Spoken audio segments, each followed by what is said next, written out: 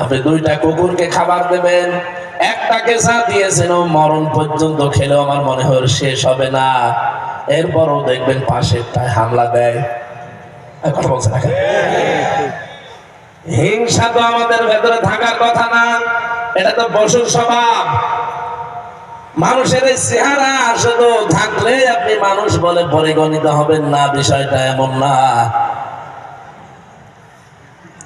এই জন্য যেটা বলতে চাই, এত বড় দামি মানুষকে তো আজরাইল হুকুম নিয়ে এসে যদি জান কবজে, এত কষ্ট তার কাছে মনে হয় নবীজি আমার মতো এত দুর্বল ছিলেন না। বিশ্ব নবী বলেন 100 হামজার শক্তি আল্লাহ আমার শরীরে দিয়েছিলেন। তার মানে আমার মতো 100 জন মানুষের শক্তি এক জায়গায় করলে যা হয়, নবীজিকে আল্লাহ একাই তাই দিয়েছিলেন। সেই মানুষটা যদি একটা হাতের ভর তাও ভর দেয়নি, শুধু রেখেছে হালকা, এটাই যদি সহ্য করতে সে না পারে, আমি আপনি কোন ধান্দায় আছি?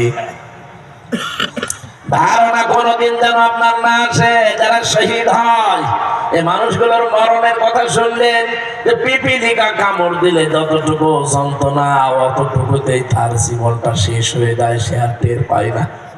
তার মানে শহীদের মরণ নবীজির ইন্তেকালের, নবীজির মরণের চাইতেও অনেক কম।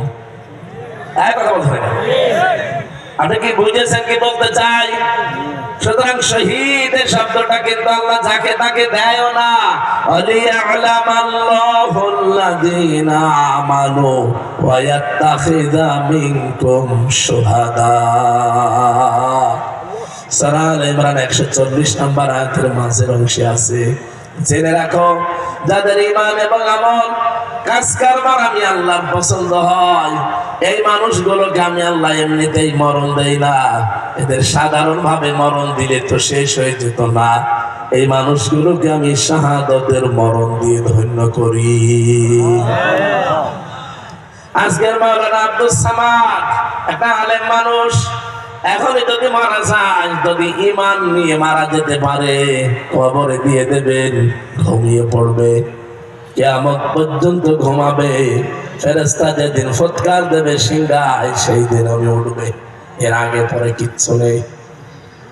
কিন্তু লোকটা যদি শহীদ হতে পারে, কবরে দেওয়ার সঙ্গে সঙ্গে ঘুমানো লাগবে না। আল্লাহ বলেন আমি নিজে তাদেরকে খাওয়াবো।